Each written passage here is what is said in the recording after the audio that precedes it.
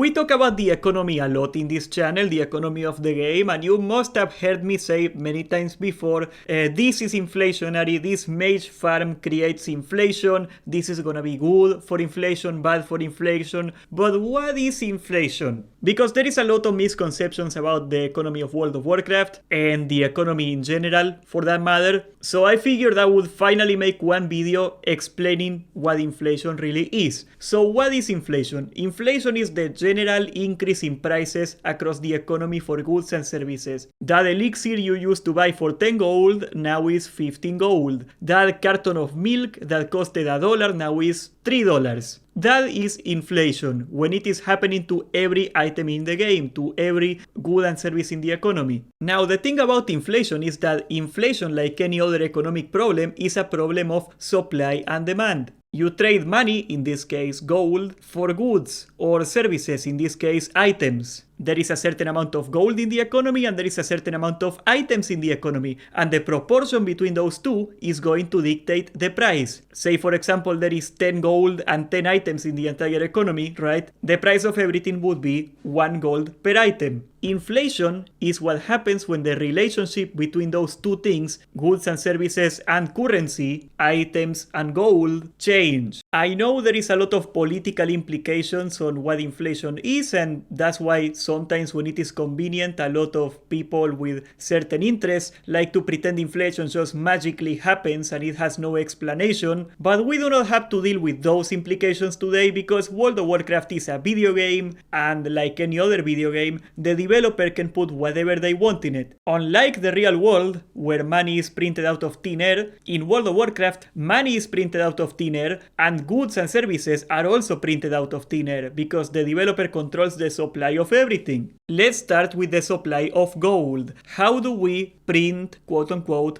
gold? There is 3 ways in general that you can produce gold into the economy from nothing. You kill a mob, that mob drops gold, you loot that gold, you just printed gold. That's the most basic one to do it. You also have vendors. Every time you vendor an item, they give you a small amount of money, and that money is also printed out of nothing. And the third one is quest. When you finish a quest, you get a small amount of gold, and that gold is also created out of nothing. So those are the 3 main ways of creating gold. I might have missed another one, but those are the 3 big ones, the 3 that matter. So over time, people keep killing mobs, they keep vendoring items, they keep finishing quests, so the supply of gold keeps going up and up and up. But the same way that gold can be created, gold can also be destroyed. Every time you pay a repair bill, for example, that money disappears. Every time you pay to go on a flight path, that money disappears. When you pay 1,000 gold to get a mount, that money disappears. Those are what we call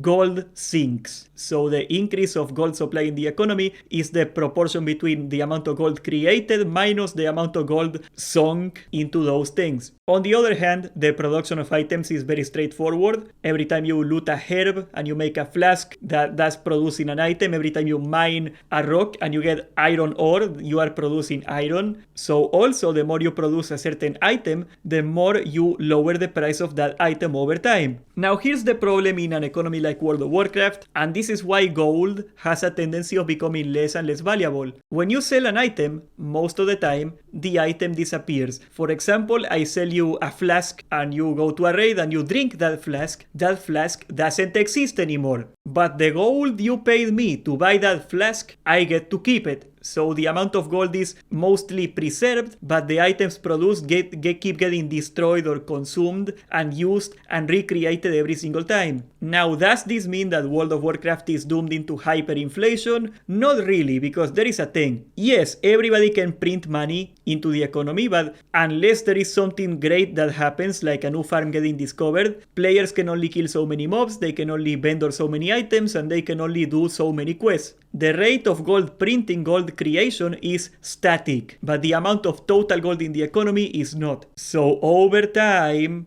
the amount of gold people produce is relatively much smaller than the amount of total gold in the economy, so inflation has a natural tendency of slowing down unless a new gold farm gets discovered that messes with everything again. And that's something we are seeing with some of the mage farms, and that's why they are so controversial, because if you can kill, say, 100 mobs an hour and there comes a mage that can kill 1500 mobs an hour, well, that is 1500 times more gold printed into the economy, right? But it is also not so simple, because in a video game, unlike in the real world, the developers can also change the supply of items. The developer gets to choose how many Black Lotuses we get, how many arcane crystals we get. It is a number. They gotta change a loot table and we get more of it. So nerfing gold farms is not the only lever they can pull. They can always just make items easier to find, and that will increase the supply, and that will also lower the prices. The problem with that is that if you increase the supply too much, all of a sudden the economy of the game is pointless. If everybody can buy a Lionheart helmet for 10 gold, is that really a good thing for the game?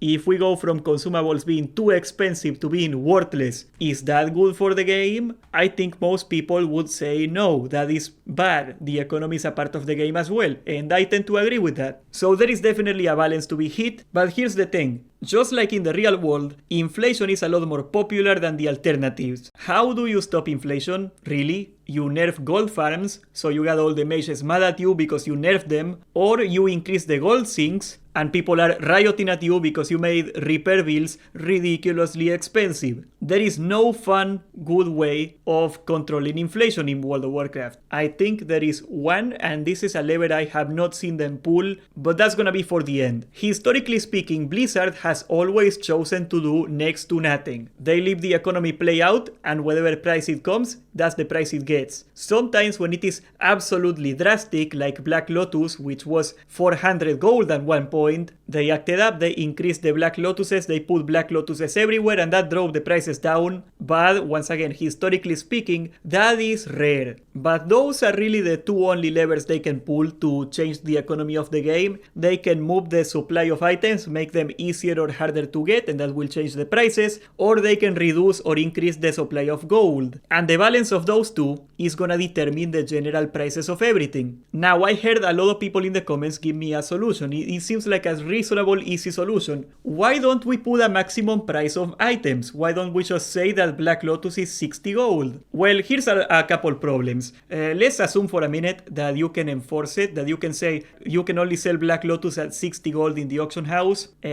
People are just gonna sell it on trade chat and trade with each other, but let's say you can also take care of that. You can also force people to sell it at that gold. You can only sell it at 60 gold or under. Black Lotus is hard to get. The reason so many people farm it is because it is profitable. If you put a maximum price on it, you force people to sell it at way under the real value, and in turn people are gonna be less incentivized to farm it, which is gonna make Black Lotus more scarce. So that's gonna make Black Lotus even less easy to get for everybody, because there is gonna be less Black Lotuses in the economy. So no, a maximum price doesn't do anything. There is, however, one thing that I would love to see in the game, and they have not yet tried to do this, and I hope they do. There is this thing called pegging, and no, it is a different kind of pegging. We established that in a video game they can make any item come out of thin air. When you buy an item from a vendor, that item is also generated out of thin air. One way that you can create a gold sink, as in you can delete gold of the economy while also dropping prices down to a maximum price, so to speak, would be to put items in a vendor. And I think this is the only real solution to inflation that you can feasibly come up with in a game like World of Warcraft. What if we put some items that are too expensive on a vendor? Let's say, for example,